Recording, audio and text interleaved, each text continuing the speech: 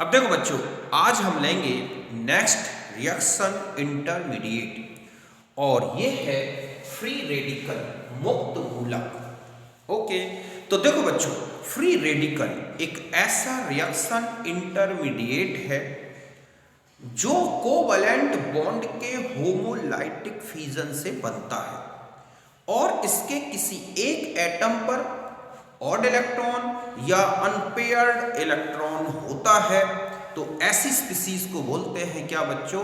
Free radical. समझे बच्चों कि एक ऐसा अभिक्रिया माध्यक जो सहसंयोजी बंध के सामांश वियोजन से बनता है और इसके किसी एक परमाणु पर विषम इलेक्ट्रॉन या कहें कि अयुग्मित इलेक्ट्रॉन होता है, तो ऐसी प्रजाति को क्या बोलते हैं बच्चों?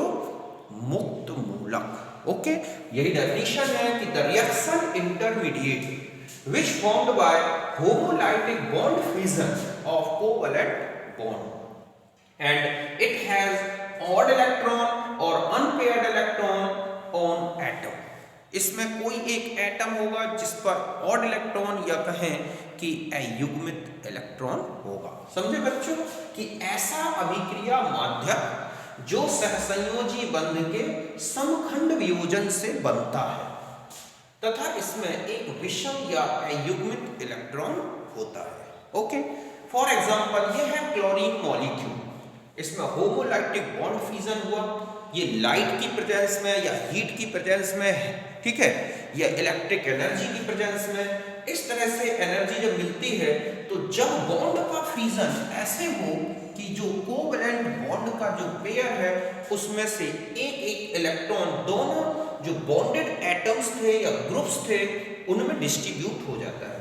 तो ये जो स्पीसीज बनी बच्चों, ये है फ्री रेडिकल।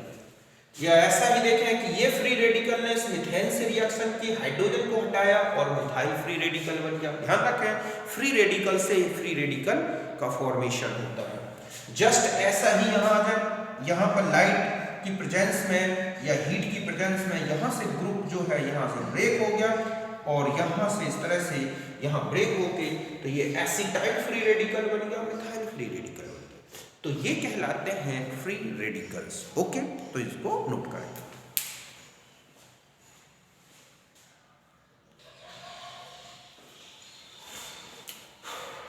अब देखो बच्चों, अब हम आ जाते हैं कैरेक्टरिस्टिक्स ऑफ फ्री रेडिकल्स। तो देखो कौन कौन से कैरेक्टरिस्टिक्स हैं। नंबर 1, पहला तो ये है कि free radical is neutral species. ध्यान रखें, फ्री रेडिकल न्यूट्रल होता है। ओके, उदासीन प्रजाति है। दूसरा है कि इलेक्ट्रोफिलिक इन नेचर, ये जो होते हैं इलेक्ट्रोफिलिक नेचर का होता है बिकॉज ओनली 7, आप देखोगे 7 electrons are present in valency shell. Valency shell आप देखें जैसे यहाँ पर ये है फ्री रेडिकल, तो इस तरह से आप देखोगे 2, 4, 6 और ये मिला के 7। तो इसमें देखोगे कि ये इलेक्ट्रोफिलिक नेचर है because it has 7 electron in valency shell, therefore 1 electron required for completion of octet. समझ गए बच्चों कि ये एक इलेक्ट्रोफिलिक नेचर का स्पीसीज है क्योंकि इसके कार्बन में या जो भी एटम है जिसपे ऑड इलेक्ट्रॉन है वहां पर 7 वैलेंसी इलेक्ट्रॉन्स होते हैं और ऑक्टेट कंप्लीट करने के लिए इन्हें 1 इलेक्ट्रॉन की जरूरत होती है। ध्यान रखना, ये लुईस एसिड्स नहीं होते क्योंकि इन्हें केवल एक इलेक्ट्रॉन ही बॉन्ड फॉर्मेशन के लिए चाहिए।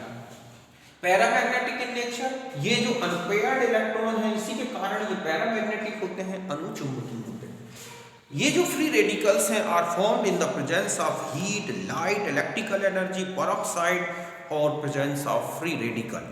समझ गए बच्चों कि ये तभी बनते हैं जब या तो हीट की सप्लाई की गई हो या लाइट की या इलेक्ट्रिकल एनर्जी, पेरोक्साइड या फिर उसमें फ्री रेडिकल ऑलरेडी हो, तब ये फ्री रेडिकल्स बनते हैं। ठीक है, formed in the presence of light, heat, electrical energy, peroxide और फ्री रेडिकल। आप ऐसे ध्यान रखें, help, heat, electrical energy, light, peroxide और रेडिकल, इनकी प्रेजेंस में फ्री रेडिकल्स बनते हैं। और ये रिएक्शंस जो होती हैं बच्चों, free radical reaction mainly occurs in the presence of vapour. ज़्यादातर ये वेपर स्टेट में ही मिलते हैं। ओके, कि ये ऊष्मा, प्रकाश, विद्युत ऊर्जा, परऑक्साइड या मुक्त मूलक की उपस्थिति में बनते हैं। Free radical reaction completed in 3 steps: chain initiation, chain propagation, chain termination. हम आगे देखेंगे कि एल्केन में आप देखोगे जब इनमें सब्स्टिट्यूशन रिएक्शंस होती हैं तो वहाँ पर फ्री रेडिकल सब्स्टिट्यूशन होगा और 3 स्टेप्स में ये रिएक्शंस कंप्लीट होंगी: chain initiation, chain propagation, chain termination. Okay, तो फ्री रेडिकल जहाँ बनेंगे बच्चों वहाँ ये 3 स्टेप्स जरूर मिलेंगे। तो free radical reactions completed in 3 steps: chain initiation, chain propagation, chain termination. Initiation के लिए हीट की जरूरत होती है या हीट, लाइट, ठीक है, या फिर ये इलेक्ट्रिकल एनर्जी। इसके बाद ये टर्म जो है अपने आप चलता रहता है, स्पॉन्टेनियस है, और फिर लास्ट में किसी न किसी टर्मिनेटर से रिएक्शन को टर्मिनेटेड किया जाता है। तो हम देखेंगे कैसे आगे ये होती है रिएक्शंस। तो समझ गए बच्चों कि मुक्त मूलक अभिक्रिया 3 पदों में पूर्ण होगी: श्रृंखला प्रारंभ पर, श्रृंखला संचरण पर, श्रृंखला समापन पर। फिर नेक्स्ट है कि free radical reaction auto catalysed. ध्यान रखें, फ्री रेडिकल रिएक्शन में कोई कैटालिस्ट की जरूरत नहीं होती। जैसे जैसे फ्री रेडिकल्स बनते हैं रिएक्शन फास्ट होती जाती है, तो ये ऑटो कैटेलाइज्ड होती है। समझ गए बच्चों कि ये अभिक्रियाएं स्वतः उत्प्रेरित होती हैं। तो यहां तक नोट करें।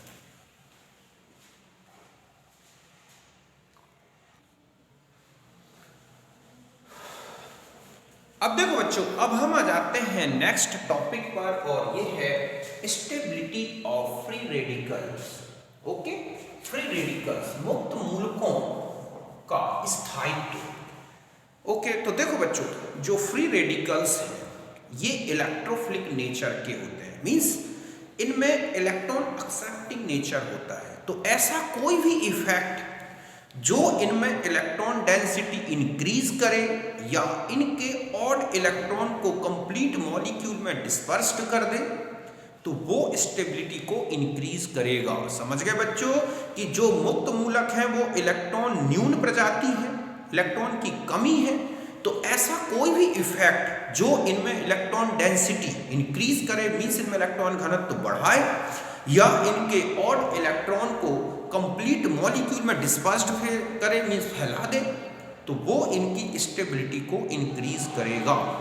तो यही है कि stability of free radical directly proportional to the positive inductive effect, धनात्मक प्रेरक प्रभाव, क्योंकि इससे इलेक्ट्रॉन डेंसिटी इंक्रीज होगी, and positive mesomeric resonance effect, means जो इनके इलेक्ट्रॉन को या ऑड इलेक्ट्रॉन को कंप्लीट मॉलिक्यूल में डिस्ट्रीब्यूट कर दे वो इनकी स्टेबिलिटी को इंक्रीज करेगा। ओके, तो अब हम सबसे पहले आते हैं, जैसे फर्स्ट टाइप में आप देखोगे एल्काइल फ्री रेडिकल्स, ठीक है, ये है एल्किल मुक्त मूलक। समझ गए बच्चों, एल्किल मुक्त मूलक।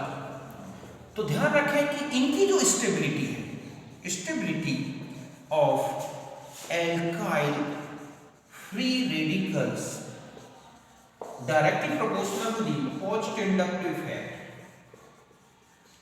धनात्मक प्रेरक प्रभाव। समझ गए बच्चों कि इनकी जो स्टेबिलिटी है फ्री रेडिकल्स की वो किसके कारण है? धनात्मक प्रेरक प्रभाव। तो यहां से हम एग्जांपल से समझते हैं कि ये है हमारे पास मिथाइल फ्री रेडिकल, फिर हम यहां पर एक मिथाइल ग्रुप और ऐड कर दें, ये आ गया, फिर हम 2 मिथाइल ग्रुप ऐड कर दें, ओके, और फिर हम थर्ड यहां आ जाए ये। तो यहां से आप देखोगे free radical positive effect and also यहां पर हाइपर कॉन्जुगेशन, यहां ले ले बच्चों hyper conjugation plus H effect. इनका जो स्टेबिलिटी है वो प्लस I इफेक्ट और हाइपर कॉन्जुगेशन के। तो यहां देखो बच्चों, यहां पर एक प्लस I इफेक्ट वाला ग्रुप है, यहां दूसरा प्लस I इफेक्ट आ गया, 2 हो गए यहां पर ग्रुप, और यहां पर आप देखेंगे 1, 2 और 3। अगर हम यहाँ अल्फा H की बात करें तो यहाँ पर कोई अल्फा H नहीं है, यहाँ 3 है, यहाँ 6 है, यहाँ 9 है। रेजोनेंस स्ट्रक्चर की बात करें तो 1, यहाँ पर 3 किससे, और ये हो जाएंगे 4, ये हो जाएंगे 6 है, तो ये है 7 और ये कितने हो गए बच्चों 10। तो आप देख रहे हैं कि stability of free radicals positive inductive effect also hyper conjugation. Okay, तो यहां से यहां तक आप चले तो यहां पर आप देख रहे हैं कि plus I effect plus H effect both increases, और ऐसे में प्राइमरी सेकेंडरी और टर्शियरी मींस फर्स्ट, ठीक है, डिग्री फ्री रेडिकल इनसे ज्यादा स्टेबल है 2 डिग्री फ्री रेडिकल, इनसे ज्यादा स्टेबल है 3 डिग्री, ठीक है, फ्री रेडिकल्स। तो ये इनकी स्टेबिलिटी का ऑर्डर आता है। ओके, यहां तक आप समझ गए होंगे। और भी देखो बच्चों, और एल्काइल ग्रुप्स को हम ऐसे एक्सप्लेन कर सकते हैं। तो यहां समझ गए ना कि फ्री रेडिकल्स की जो स्टेबिलिटी है वो इंडक्टिव इफेक्ट और हाइपर कॉन्जुगेशन दोनों के कारण मिलती है। ध्यान रखें कि फ्री रेडिकल्स में जो है हाइड्राइड शिफ्ट नहीं होती, एल्काइल शिफ्ट नहीं होती। हमें यहाँ केवल हाइपर कॉन्जुगेशन और इसमें प्लस आई इफेक्ट देखना है। इसी तरह से आप देखें CH2 free radical, CH2 free radical, CH2 free radical and CH2 free radical. Okay, आप यहां देखो बच्चों, इंडक्टिव इफेक्ट यहां पर इसका प्लस इंडक्टिव इफेक्ट। ओके, यहाँ 1, यहाँ 2, यहाँ पर अगर हम प्लस इंडक्टिव इफेक्ट देखें 3, और यहाँ पर अगर हम प्लस इंडक्टिव इफेक्ट देखें तो यहाँ पर है 4। तो आप इंडक्टिव इफेक्ट देखो, ठीक है, +1 से ज्यादा है +I2, इससे ज्यादा है +I3, और इससे ज्यादा है +I4। तो इनकी स्टेबिलिटी इंक्रीज होना चाहिए। बट अगर आप अल्फा एच की बात करें तो यहाँ 3 है, यहाँ 2 है, यहाँ 1 है, यहाँ 0 है। रेजोनेंस स्ट्रक्चर की बात करें तो यहाँ 4 है, तो यहाँ 3 हो गए, तो यहाँ 2 हो गए, तो यहाँ 1 हो गया। तो stability mainly affected by hyperconjugation, because hyperconjugation is more effective than inductive effect. So therefore the stability order ऐसा होगा कि ये ज्यादा स्टेबल है इससे, क्योंकि यहाँ पर आप देख रहे हैं ओनली 1, यहाँ ओनली 2, ओनली यहाँ 0, और यहाँ पर 3 क्या है, हाइपर कॉन्जुगेटेड हाइड्रोजन। ध्यान रखें, सबसे ज्यादा इफेक्ट हो एरोमेटिसिटी, फिर रेजोनेंस इफेक्ट, फिर हाइपर कॉन्जुगेशन, फिर इंडक्टिव इफेक्ट। इस ऑर्डर में आप स्टेबिलिटी को देखें, चाहे वो कार्बोकैटायन हो, कार्बेनाइन हो, फ्री रेडिकल हो। ओके, यहां तक आप समझ गए हो। ओके, अब हम नेक्स्ट आते हैं सेकेंड टाइप का फ्री रेडिकल, और वो है एलाइल फ्री रेडिकल। ओके बच्चों, अब हम सेकेंड टाइप में आते हैं, और वो है हमारे पास एलाइल फ्री रेडिकल। तो एलाइल फ्री रेडिकल्स, ठीक है, इनकी जो स्टेबिलिटी है बच्चों, stability directly proportional to okay plus I effect plus R effect plus H effect, ये है। इनमें जो स्टेबिलिटी दिखेगी आपको वो तीनों इफेक्ट दिखेंगे आपको। इंडक्टिव इफेक्ट भी इंपॉर्टेंस होता है, रेजोनेंस भी है, और hyper conjugation. Suppose CH2 double bond CH2, इसका सेकेंड फॉर्म क्या बनेगा बच्चों, देखो यहां से एक इलेक्ट्रॉन यहां ट्रांसफर होगा, एक यहां होगा, तो यहां आ जाएगा, और ये जो इलेक्ट्रॉन है यहां ट्रांसफर होगा, तो यहां पर डबल बॉन्ड आ जाएगा। तो ये रेजोनेंस इफेक्ट है। कौन सा इफेक्ट है बच्चों, रेजोनेंस इफेक्ट। और आगे बढ़े, CH2 डबल बॉन्ड CH, यहां R, सपोज हम यहां पर CH3 कर दें, तो देखो आप इसका inductive effect plus inductive effect भी है, प्लस हाइपर कॉन्जुगेशन भी है, प्लस R भी है। ऐसे में और आगे बढ़ जाए, CH3 double bond CH and CH3 यहां आ जाए, तो यहां देखोगे ये इंडक्टिव इफेक्ट भी है, मतलब यहां प्लस आई, ओके, प्लस H, और यहां पर आप देखेंगे ऐसे ट्रांसफर होगा तो प्लस R। तो स्टेबिलिटी का ऑर्डर इस ऑर्डर में चलेगा। तो यहां पर ये इनकी स्टेबिलिटी का ऑर्डर है। तो जितने ज्यादा जो है इंडक्टिव इफेक्ट वाले ग्रुप्स, हाइपर कॉन्जुगेशन वाले ग्रुप्स, या हम कहें रेजोनेंस इफेक्ट वाले ग्रुप्स, उतना ही ज्यादा ये स्टेबल होगा फ्री रेडिकल। ओके, तो ये है एलाइड फ्री रेडिकल 1 डिग्री, ये था 1 डिग्री रेडिकल।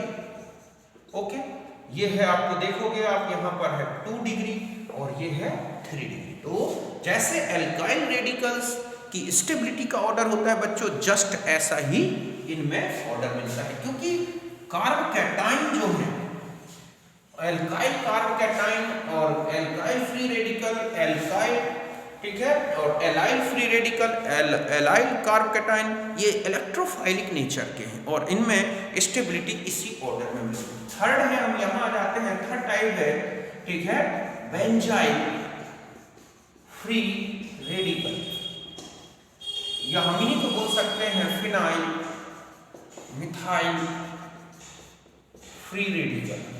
ओके बच्चों, तो इनमें स्टेबिलिटी जो आपको देखनी है, stability directly proportional to the, ठीक है, plus R effect, mainly resonance effect मिलेगा। ओके, C6 अगर हम यहाँ आ जाए 1 2 3, ये है हमारे पास एक रेडिकल, आप देखोगे इसमें ये इलेक्ट्रॉन यहाँ ट्रांसफर होगा, एक यहाँ ट्रांसफर होगा, तो दूसरा रेडिकल क्या हो जाएगा बच्चों, CH2 डबल बॉन्ड, और यहाँ पर इस तरह से ये है, और भी इसका स्ट्रक्चर और कितना रेडिकल चेंज हो सकता है, यहाँ आ जाए ऐसा, और एक रेडिकल और आ जाएगा इसका CH2, यहाँ डबल बॉन्ड, यहाँ और यहाँ। तो आप देख रहे हैं, और लास्ट में इसका नेक्स्ट जो इलेक्ट्रॉनिक स्ट्रक्चर हो सकता है वो है CH2, और अब जो हमारे पास इलेक्ट्रॉनिक अरेंजमेंट है, तो आप देख रहे हैं कि फ्री रेडिकल का जो ऑड इलेक्ट्रॉन है वो पूरे मॉलिक्यूल में डिस्पर्स हो रहा है। ऐसे में ज्यादा से ज्यादा रेजोनेंस स्ट्रक्चर्स बनेंगे, means directly proportional to the resonance structure. So instability also increases with increased resonance structure, so that C6H5CH2 इससे ज्यादा स्टेबल होगा बच्चों, C6H5 whole twice CH, C6H5 whole thrice C, ये इनकी स्टेबिलिटी का ऑर्डर होगा। क्यों? क्योंकि इनके रेजोनेंस स्ट्रक्चर बढ़ते जा रहे हैं। आप देख रहे हैं इसके कितने रेजोनेंस स्ट्रक्चर, 1 2 3 4 5, तो यहाँ 5 है। अब यहाँ पर हम देखेंगे तो 11 हो जाएंगे, यहाँ पर आप जाएंगे तो 16 हो जाएंगे। क्यों? क्योंकि इनमें आप देख रहे हैं रेजोनेंस पूरा जो ऑड इलेक्ट्रॉन है वो डिस्ट्रीब्यूट होता है। तो ये थर्ड टाइप के रेडिकल्स हो गए। ओके, अब हम आ जाते हैं फोर्थ में। आप देखो, अगर आप फोर्थ टाइप में आ जाएं कि जो एल्कीनिल या एल्केनिल फ्री रेडिकल्स होते हैं, एल्कीनिल और एल्केनिल फ्री रेडिकल्स। ओके, तो ये जो रेडिकल्स हैं बच्चों, ये अनस्टेबल होते हैं अगर कहीं बनते भी हैं। Suppose CH2 double bond CH ये रेडिकल है, CH ट्रिपल बॉन्ड ये रेडिकल है, तो ये जो है बहुत ही ज्यादा अनस्टेबल है, और ये फोर्थ टाइप के जो है ये एल्काइल रेडिकल से भी कम स्टेबल होते हैं। तो स्टेबिलिटी ओवरऑल देखें बच्चों, ओके, ओवरऑल तो फर्स्ट टाइप ये जो है फोर्थ, ये वाले इनसे ज्यादा स्टेबल थे फर्स्ट, या हम इस, ओके ठीक है, इनसे ज्यादा स्टेबल होते हैं फर्स्ट टाइप के जो आपको मैंने आपको बताया है, फिर सेकेंड टाइप के, और फिर आ जाएंगे कौन से आपके यहाँ पर थर्ड टाइप के। मीन्स यहाँ देखो ये है एल्कीनिल, एल्केनिल, ओके, इनसे ज्यादा एल्काइल, इनसे ज्यादा एलाइल, और इनसे ज्यादा स्टेबल होंगे बच्चों क्या, बेंजाइल। ओके, हम ओवरऑल एक स्टेबिलिटी ऑर्डर देखें तो देखो क्या बन जाएगा। तो मैं इसको मिटाता हूं और आपको कंप्लीट एक ऑर्डर में बता दूं कि इस तरह से ये स्टेबल होंगे। तो यहाँ आ जाएगा C6H5 होल थ्राइस C सबसे ज्यादा स्टेबल फ्री रेडिकल होगा, C6H5 होल ट्वाइस CH ये स्टेबल होगा, C6H5CH2 ये स्टेबल होगा। फिर इसके बाद आ जाए तो टर्शरी था बच्चों, ये है। ध्यान रखें कि आपने कार्ब कैटाइन में देखा था, तो जो टर्शरी ब्यूटाइल कार्ब कैटाइन था वो इस बेंजाइल रेडिकल से या बेंजाइल कार्ब कैटाइन से ज्यादा स्टेबल था, क्योंकि पॉजिटिव चार्ज का जो बच्चों हाइपर कॉन्जुगेशन है वो बहुत ज्यादा इफेक्टिव होता है। इसलिए उसके रेजोनेंस स्ट्रक्चर इतने ज्यादा स्टेबल है कि वो इससे कहीं ज्यादा स्टेबल हो जाता है। बट यहाँ पर ये ऑर्डर होगा, फ्री रेडिकल में उतना फास्ट जो है हाइपर कॉन्जुगेशन नहीं होता, तो ये और उतने ज्यादा स्टेबल रेडिकल्स भी नहीं होते, तो ये होगा। फिर हम आ जाएंगे CH3 whole twice CH, CH3 CH2 CH3, okay. फिर हम यहाँ आ जाए CH2 double bond CH and CH triple bond C radical, तो ये इनकी स्टेबिलिटी का डिक्रीजिंग ऑर्डर है, ओके। जो मैंने बताया थे थर्ड टाइप के, सेकेंड टाइप के, सॉरी यहाँ पर बच्चों एक और आ जाएगा, यहाँ है CH2 double bond CH CH2, फिर इनसे जाना मीन्स यहाँ पर ये, फिर ये, और फिर आएंगे बच्चों ये। तो यहाँ पर आप देख रहे हैं कि ये है बेंजाइल, ये हो गए एलाइल, ये हो गए एल्काइल, ओके, और ये हो गए अनसैचुरेटेड। तो पहले बेंजाइल, फिर एलाइल रेडिकल्स, फिर एल्काइल रेडिकल्स, और फिर ये। तो ये इनकी स्टेबिलिटी का ऑर्डर है, ओके। तो पहले आप इसे नोट करें।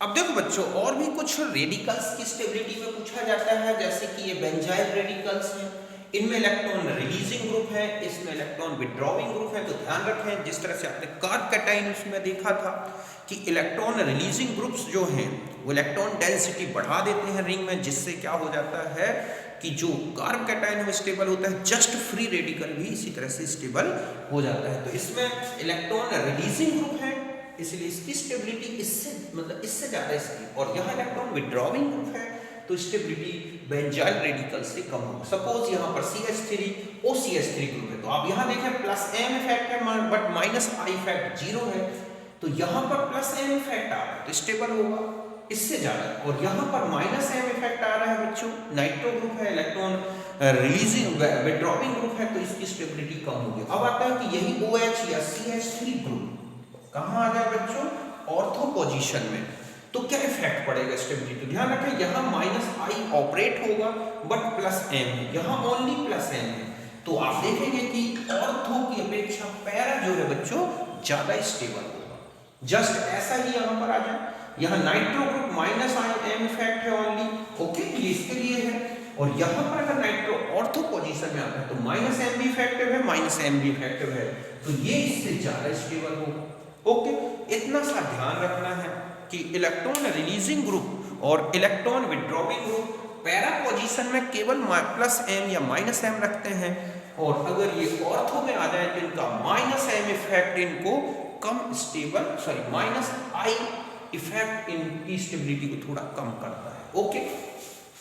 अब हम आ जाते हैं यहाँ स्ट्रक्चर के बारे में, structure of free radical, okay, structure of free radical है।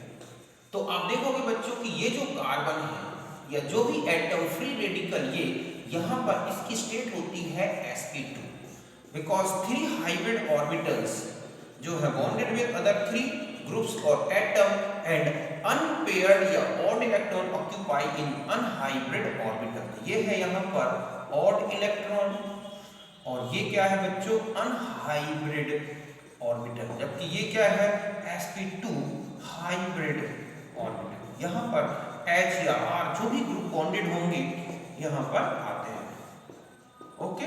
और इसका जो स्ट्रक्चर होगा बच्चों वो होगा ट्राइगोनल और प्लेनर, ओके। यहाँ पर स्ट्रक्चर कैसा होगा, ट्राइगोनल प्लेनर। अब आता है कि कुछ ग्रुप ऐसे हैं जैसे कि आप देखोगे CF3 free radical, CCl3 free radical. यहाँ ध्यान रखें sp3 हाइब्रिड स्टेट होती है बच्चों ड्यू टू, ठीक है, लो S परसेंटेज कैरेक्टर। इनका जो S हाइब्रिड ऑर्बिटल का परसेंटेज कैरेक्टर है, ठीक है, वो कम हो जाता है, जिससे हम p कैरेक्टर जाता है और ये sp3 हाइब्रिड स्टेट में होते हैं। इसके अलावा अगर कहीं ब्रिज हेड में कोई फ्री रेडिकल आता है ऐसे, तो यहाँ पर भी बच्चों क्या होगी, sp3 हाइब्रिड स्टेट, sp2 इसलिए नहीं होती कि बहुत ज्यादा स्ट्रेन आ जाएगा 120 डिग्री का स्ट्रेंथ, तो ऐसे में 120 डिग्री का एंगल होना चाहिए sp2 हाइब्रिड स्टेट में, बट ये नहीं हो सकता क्योंकि जो रिंग है उसमें ये बॉन्ड बिल्कुल फिक्स्ड होते हैं। तो ऐसे में यहाँ पर भी sp3 हाइब्रिड स्टेट है, यहाँ s कैरेक्टर जो है लो होता है, ऐसे में यहाँ पर भी क्या हो जाता है p कैरेक्टर ज़्यादा, और यहाँ पर sp3 हाइब्रिड स्टेट होती है। ओके, तो यहाँ तक नोट कर लें। अब आप जो देखोगे जो फ्री रेडिकल रिएक्शंस हैं वो कहाँ मिलेंगे आपको, आप जाएंगे एल्केन्स में तो वहाँ सब्स्टिट्यूशन रिएक्शंस में आएगा। इसके अलावा आप देखोगे मार्कोनिकॉफ रूल है, वहाँ पर हमें क्या मिलेगा, फ्री रेडिकल रिएक्शंस मिलेंगी। इसमें कोल्ब इलेक्ट्रोलिसिस रिएक्शन होगी, एल्केन एल्कीन एल्काइंस बनाने की, वहाँ पर आपको फ्री रेडिकल्स मिलेंगे। तो आगे हम फ्री रेडिकल रिएक्शंस आगे देखेंगे, उनके बारे में कंप्लीट डिस्कस करेंगे। ओके, तो यहाँ पर नोट करें।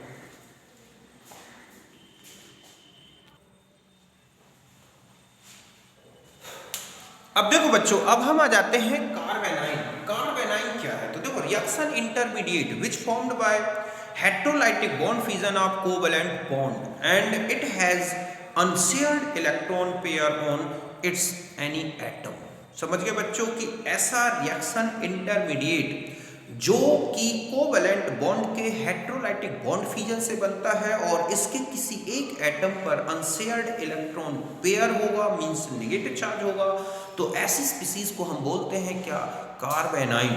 समझ गए ना कि reaction intermediate which formed by the heterolytic bond fission of covalent bond and it has unshared electron pair on atom. ऐसी अभिक्रिया माध्यम जो सहसंयोजी बंध के विषमांश वियोजन से बनता है और इसके एक परमाणु में असहभाजित इलेक्ट्रॉन युग्म होता है। ओके, सपोज ये है एक, ठीक है, मेलोनिक एस्टर और इसमें से ये प्रोटॉन रिलीज हो गया, यहाँ निगेटिव चार्ज आ गया बच्चों, तो ये क्या है, कार्बोनाइन।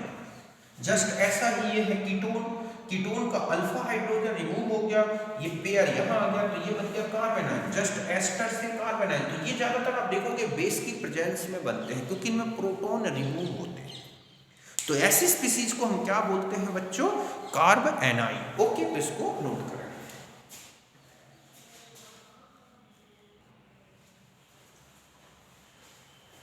अब देखो बच्चों कुछ कैरेक्टरिस्टिक्स देखते हैं हम, ठीक है, कार्बोनाइन्स में। तो न्यूक्लियोफिलिक इन नेचर, ये देखोगे कार्बोनाइन न्यूक्लियोफिलिक नेचर के होते हैं, मींस इनमें नेगेटिव चार्ज है, ये वहां अट्रैक्ट होते हैं जहां दूसरे रिएजेंट या कहीं के रिएक्टेंट में पॉजिटिव चार्ज मिलता है या लो इलेक्ट्रॉन डेंसिटी होती है। पैरामैग्नेटिक इन नेचर, ये पैरामैग्नेटिक है, आप देखोगे कि इनमें सारे इलेक्ट्रॉन जो है बच्चों, ऑल इलेक्ट्रॉन्स क्या है, पेयर्ड है। तो ऐसे में पेयर्ड होने के कारण ये क्या होते हैं, पैरामैग्नेटिक नेचर के होंगे। ओके, सॉरी डायमैग्नेटिक, गलत किया मैंने, diamagnetic, diamagnetic in nature because all electrons are paired, इनमें जो इलेक्ट्रॉन्स हैं वो पेयर्ड होते हैं, तो ये डायमैग्नेटिक नेचर के होते हैं। 8 electron present in the valency shell, आप देखेंगे कि इनके वैलेंसी शेल में 2 4 6 3 जो बॉन्ड्स हैं उनके 6 इलेक्ट्रॉन तो बॉन्डेड हैं और एक ये है unshared electron pair. Okay, mainly found in the basic medium, आप देखोगे ज्यादातर बेसिक मीडियम में ही बनेंगे। आप आएंगे एल्डिहाइड कीटोन्स की जो न्यूक्लियोफिलिक एडिशन रिएक्शंस हैं, एस्टर्स में आप जाओगे, रिफॉर्मेटेस की रिएक्शन है, या इनमें तो आप देखोगे कि वहाँ पर एल्डोल कंडेंसेशन है, ये सब रिएक्शंस में ये कहाँ, एक बेस की प्रेजेंस में ही बनते हैं। ओके, अब हम आ जाते हैं नेक्स्ट बच्चों, और वो है इनकी स्टेबिलिटी से रिलेटेड मैटर। ओके, फिर हम इनकी स्टेबिलिटी देखते हैं कि किस तरह से ये स्टेबल होते हैं। तो यहाँ ध्यान रखना है कि अब हम आ जाते हैं स्टेबिलिटी ऑफ कार्बोनाइन्स। ओके, तो यहां पर यह ध्यान रखना है कि जो स्टेबिलिटी है बच्चों, stability of carbanion, okay, directly proportional to the minus I effect, minus M effect, या हम कहें कि प्लस माइनस दोनों से ये स्टेबल होते हैं, प्लस माइनस आर, ये इस तरह के इफेक्ट्स मिलते हैं जिससे ये स्टेबल होते हैं। या हम ये मेनली देखेंगे कि माइनस एम इफेक्ट, अगर माइनस एम नहीं है तो रेजोनेंस स्ट्रक्चर के बेस पे आएंगे। ओके, कि रेजोनेंस स्ट्रक्चर्स जितने ज्यादा उतने ज्यादा स्टेबल होंगे। ओके, यहां देखें आप, सपोज ये है और एरोमेटिसिटी, और यहां ध्यान रखना है एरोमेटिसिटी, जितना ज्यादा एरोमेटिक कैरेक्टर कार्बोनाइन में वो उतना ही स्टेबल होगा। तो आप देखोगे कि ये है हमारे पास एक कार्ब एनाइन साइक्लो पेंटा डाई एनाइन एनाइन, तो ये सबसे ज्यादा स्टेबल कार्बन आयन है बच्चों। इसके बाद हम आ जाते हैं C6 ये वाला कार्बन आयन के बारे में। आप देखोगे यहाँ निगेटिव चार्ज है, यहाँ पर एक रिंग ऐसे बॉन्डेड है, एक रिंग यहाँ पर बॉन्डेड है। ओके, तो ये जो कार्बन आयन है ये निगेटिव चार्ज यहाँ डिस्ट्रीब्यूट हो जाएगा, तो इसका एक स्ट्रक्चर आप देखोगे कि ये ऐसा आ जाएगा बच्चों। यहाँ निगेटिव चार्ज, यहाँ डबल बॉन्ड, और नेगेटिव चार्ज का अगर हम डिस्ट्रीब्यूशन देखें तो यहाँ आ जाएगा। ओके, यहाँ और अगर आप इसके आगे जाएं तो नेगेटिव चार्ज यहाँ तक डिस्ट्रीब्यूट हो जाएगा। तो ये डिस्ट्रीब्यूशन के कारण क्या होता है कि ये जो ट्राइफेनाइल कार्बोनाइन है बच्चों, मिथाइल ट्राइफेनाइल मिथाइल कार्बोनाइन, ये किसके कारण स्टेबल है बच्चों? हाई, ठीक है, रेजोनेंस इफेक्ट के कारण। इसके बाद C6H5 whole twice C6H5CH2 minus.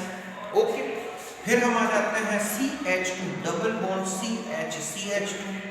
तो आप देख रहे हैं कि ये है एरोमेटिक। ओके, एरोमेटिक कैरेक्टर के कारण ये स्टेबल है साइक्लोपेंटाडाइन। ये रेजोनेंस इफेक्ट से आ रहा है बच्चों, ये है या ये है। फिर हम इसके बाद आ जाते हैं CH triple bond C minus, CH2 double bond CH minus, CH3 CH2, ये हो गया CH3 whole twice C and CH whole thrice C, ये हो गया।